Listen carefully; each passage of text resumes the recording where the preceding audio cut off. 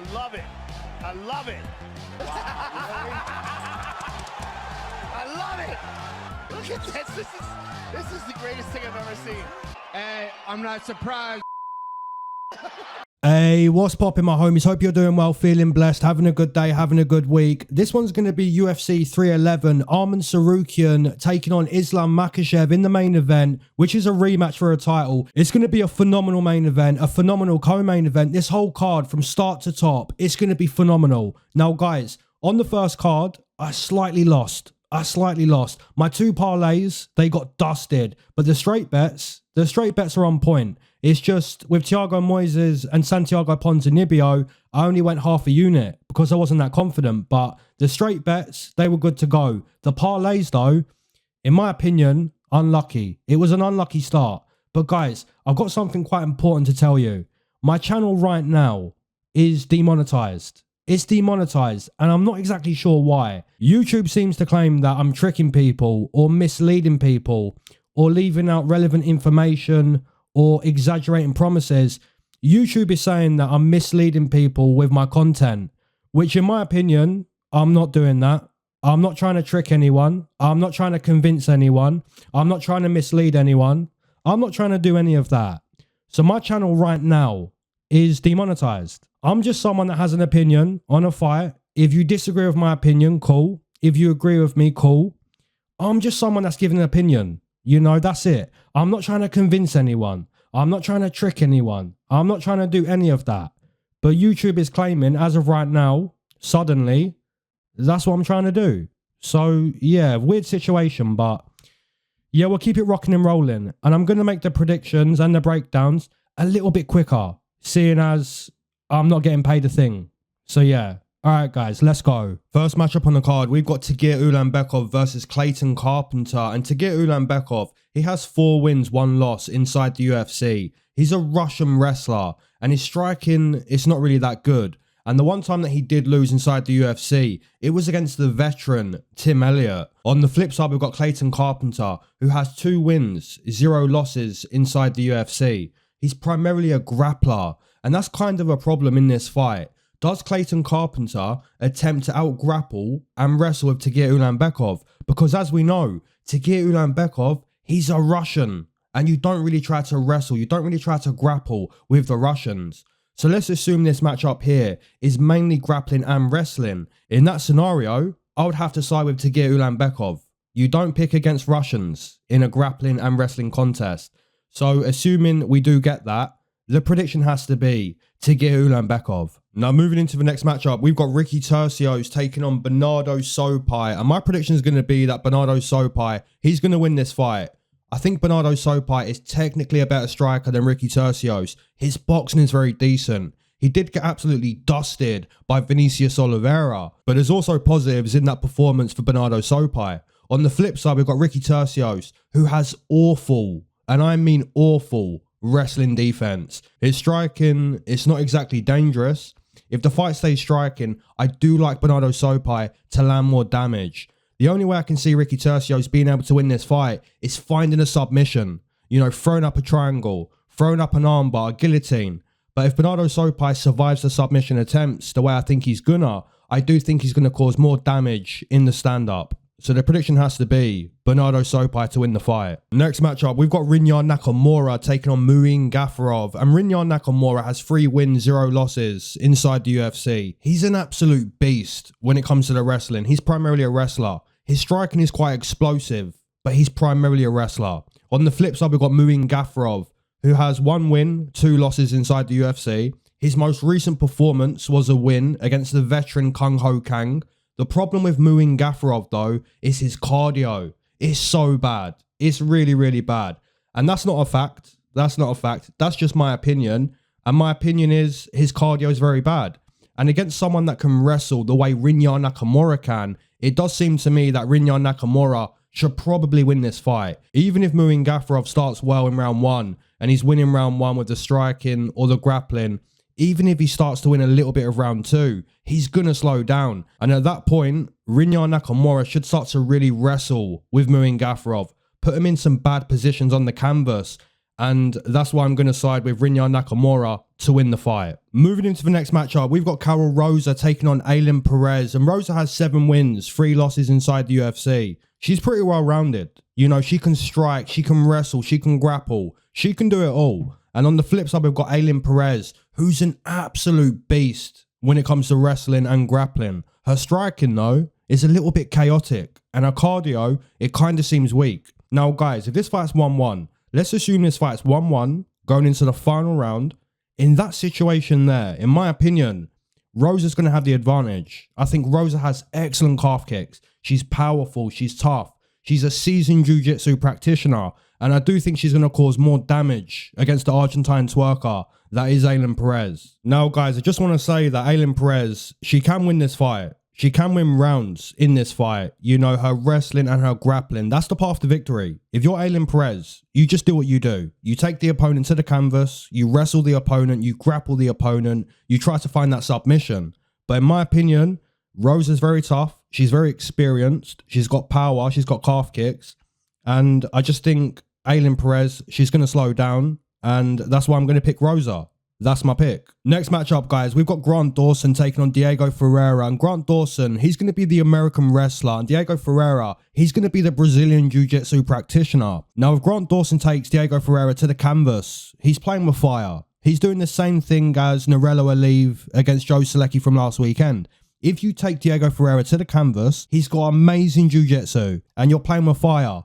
But then again, if Diego Ferreira fails the submission attempts the way Joe Selecki did, then it's going to be, you know, Grant Dawson with the ground and pound, the top control, and he's just going to break Diego Ferreira. And guys, I also want to mention that Diego Ferreira is 40 years old, and that's enough for me to pick against him. Now, some people may say, but he's looking so good still. He's performing so good. You know, he's dusting up the opponent still at 40 years old. And he is. He is doing that, but still, you know what I'm saying? Still, there's a 10-year age difference in this fight. And for me, that's enough to pick Grant Dawson. So that's the pick. Next matchup, we've got Jailton Almeida taking on Sergei Spivac. And this is going to be Brazilian Jiu-Jitsu specialist versus ground and pound wrestling specialist. So we've got Jailton Almeida. He's the grappler. And Sergei Spivac, he's the ground and pound wrestler. Now, if Jailton Almeida wants to win this fight, you don't allow for Sergei Spivac to find that top control where he's going to rain down with nasty punches and nasty ground and pound where he can potentially stop the fight. And if you're Sergei Spivac and you want to win this fight, you can just stay on the feet. You can just stay on the feet and use your jab. And don't allow for Jailton Almeida to use his phenomenal grappling, his phenomenal jiu-jitsu. Now, my prediction, I'm going to side with Jailton Almeida to find that submission. If the fight goes to the canvas, it's going to be very interesting. It's going to be extremely interesting because Jailton Almeida, he's going to throw up triangles, arm bars, guillotines, rear naked chokes. He's going to try to find that submission. And if you're Sergei Spivac, you're just looking for top control because you know that one massive punch on the chin of Jailton Almeida, it can send him from black belt all the way down to white belt. And that's exactly what you saw when Chris Curtis fought Jailton Almeida. One massive punch, one massive elbow against the fence. It sends him from black belt to white belt and he wins the fight. So that's all you're going to see. If the fight goes to the canvas, you're looking for Spivac to land that ground and pound. And if Jailton Almeida finds the back or an arm or a neck, he's going to win the fight. This is a very decent matchup. My prediction, I'm going to take Jailton Almeida via submission. Next matchup, we've got Peyton Talbott versus Raoni Barcelos. And I think Peyton Talbott should win this fight. I think he's going to win this fight. He's got a certain type of power in his hands that old man Raoni Barcelos just can't take at this point in his career. This fight, in my opinion, it doesn't come down to technicality. It doesn't come down to experience. It comes down to Peyton Talbott being able to sleep the veteran, the old-timer Raoni Barcelos. Even if Raoni Barcelos is up 1-0, even if he's up 2-0, it's only going to take one clean connection from the rising star Peyton Talbott to get that walk-off KO against the veteran, the old-timer, the very experienced Raoni Barcelos. And I think that's exactly what's going to happen. I think Peyton Talbott is going to land one clean punch on the chin of Raoni Barcelos and it's a walk-off KO. Another devastating KO. Pure dusteration for the man that is Peyton Talbott. And that's my prediction. Next matchup, we've got Kevin Holland taking on Reinier de Ridder. And Reinier de Ridder has 1 win, 0 losses inside the UFC. He submitted the veteran GM3 in his UFC debut, but the striking of Reinier de Ridder, it looked a little bit dusty. Now on the flip side, you've got Kevin Holland, who has tons of UFC experience, but his wrestling, his defensive wrestling, is super dusty. Time and time again, we've seen the takedown defense of Kevin Holland just fail. Now, if Reinier de Ridder gets Kevin Holland to the canvas, he's in serious trouble because Reinier de Ridder has phenomenal grappling. He could submit Kevin Holland. However, if Reinier de Ridder gets tired past round 1 in the same situation that he did against GM3, because he got very tired past round 1, in that case, Reinier de Ridder is in serious trouble because Kevin Holland, like I say, he's got a lot of experience at this point, and his striking, striking's not bad. He can sleep Reinier de Ridder. In my opinion, someone's getting stopped. Someone's getting dusted. Who's it going to be? I think Reinier de Ridder's going to get dusted. I think Kevin Holland, that's the pick. Next matchup, we've got Beneil Dariush taking on Renato Moicano, and this is going to be grappler versus grappler. Now, both Beneil Dariush and Moicano, they much prefer the grappling over the striking.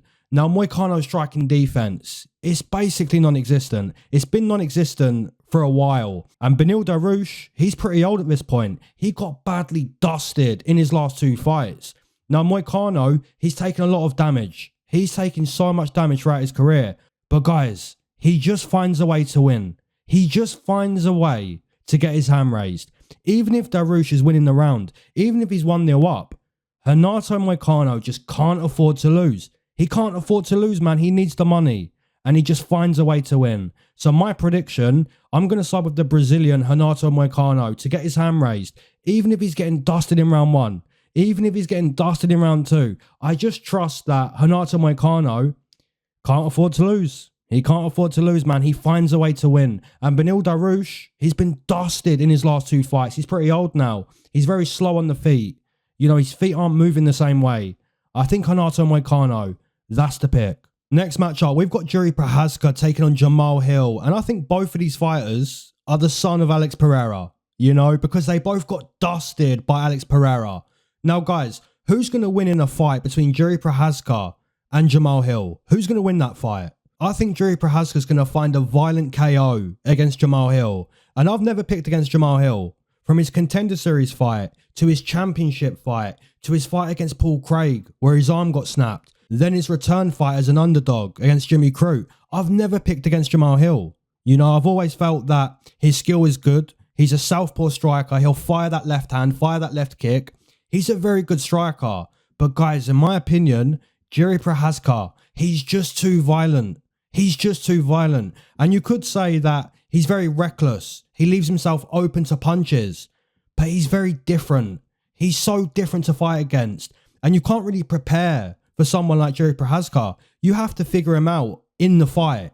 You have to figure him out in real time, in live time. And that's a very dangerous thing, because if you get it wrong, you're going to visit Ben Askren. You're going to get dusted. And that's exactly what I think happens against Jamal Hill. I just think Jiri Prochazka, he's too violent. He's too violent. And he's going to find a way to shut the lights out on Jamal Hill. Now, I could be wrong. And Jamal Hill just, puts on a masterclass with the left hand, the left kick. And he finds the jaw. He finds the chin of Jiri Prochazka. And he finds his own KO. But I'm going to stick with my gut. I'm going to stick with my instincts. I'm going to take Jiri Prochazka to violently stop Jamal Hill. That's the pick. Next matchup, we've got Merab Dvalishvili taking on Umar Nurmagomedov. And this one's going to be wrestler versus wrestler, Sambo versus Sambo, champion versus challenger. And Merab is the champion. Umar is the challenger. Guys, I think Merab Dvalishvili has amazing cardio, amazing wrestling. He's always moving. He's always throwing kicks and punches. But can he out-wrestle Umar Nurmagomedov? Because guys, Umar Nurmagomedov also has amazing wrestling and amazing grappling. And in my opinion, he's technically better than Merab Dvalishvili in the striking. Merab will just throw. He'll continue to throw punches and kicks. Where Umar Nurmagomedov, in my opinion, there's shades of Wonder Boy in his striking game. Guys, in my opinion, I think Umar Nurmagomedov, he's going to win this fight. He's going to become champion. And Merab has excellent wrestling. But can he out-wrestle Umar? In my opinion, no. Then you start to look at the stand-up, the striking, the kickboxing between Umar Nurmagomedov and Merab Dvalishvili. What's going to happen on the feet? Merab has good cardio. He's always throwing punches and kicks, but he's not technically better than Umar Nurmagomedov. He can't throw those kicks, those karate kicks, those taekwondo kicks the way Umar Nurmagomedov can. So how does Merab win? If he can't out-wrestle Umar, if he can't out-grapple Umar, if he can't out-strike Umar, how do you win a fight? It's one of those ones where stylistically, it just seems like a good matchup for Umar. You know, Umar's a grappler, Umar's a wrestler, so is Merab. But what's Merab going to do? Is Merab going to go in there and out-wrestle a Nurmagomedov? We've not seen that. You know what I'm saying? We've not seen anyone out-wrestle a Nurmagomedov. So is this the first time? Is Merab going to be the first one to out-grapple and out-wrestle a Nurmagomedov? I don't think so. So my prediction, I'm going to side with Umar Nurmagomedov to become the new champ. That's the pick. Moving into the main event, we've got Arman Tsarukyan taking on Islam Makhachev for a second time, and this time for a title. It's a main event rematch for the lightweight championship. We've got a phenomenal fight here, and for anyone that doesn't know, Arman Tsarukyan has incredible Muay Thai striking. His Muay Thai striking, in my opinion, is some of the best in the UFC. On the flip side, we've got a fighter that's arguably in his absolute prime. Islam Makhachev, right now, he's on point. He's in form right now. He dusted Volkanovski with a devastating head kick. He destroyed Dustin Poirier very late in round 5. He even put Dustin Poirier in the Muay Thai clinch and looked to strike in the clinch. Now, guys, in my opinion, I think Islam Makhachev would be very silly to tie up with Arman Tsarukyan, to put Arman Tsarukyan in the Muay Thai plum, in the Muay Thai clinch, because Arman Tsarukyan, he's got elbows waiting. You know what I'm saying? If Islam Makhachev clinches up, there's elbows in the clinch, there's trips in the clinch, there's damage and success, in my opinion, for Arman Tsarukyan in the clinch. Now, Arman Tsarukyan, in my opinion again, has to shock the world if he's going to become champion. Max Holloway versus Gagey, Leon Edwards versus Usman, Adesanya versus Pereira, Holly Holm versus Ronda, Nunes versus Cyborg, Ilia Topuria versus Volkanovski. You get the point I'm making. If Arman Tsarukyan wants to become champion, it has to be a devastating stoppage that shocks the world. Because, guys, if it's not that, does he win more rounds than Islam Makhachev? If it was a pure striking contest, maybe he wins more rounds. But I think Islam Makhachev, he's going to find success with his wrestling. It's my opinion that Arman Tsarukyan, he's going to slow down after round 2. And that's where Islam Makhachev starts to really dominate the wrestling, starts to really dominate the grappling, and has a lot of success on the mat against Arman Tsarukyan. So my prediction is going to be and still Islam Makhachev. But guys, like I say, if Arman Tsarukyan's going to do it, if Arman Tsarukyan wins this fight, expect to be shocked. Expect to be rocked in the same manner that Islam Makhachev is potentially rocked. It's got to be something devastating. It's got to be shocking. But in my opinion, Islam Makhachev and still. As always, guys, drop down your main event, your co-main event predictions, your Money City bets, your Money City parlays, your straight bets, your doubles, all that good stuff. Drop in the comment section below. And as always, keep your eyes to the sky, never glued to your shoes. If you want the bets that I'm personally making on this card, like my actual bet tickets, patreon.com/UFCGA. Keep your eyes to the sky, never glued to your shoes. Peace.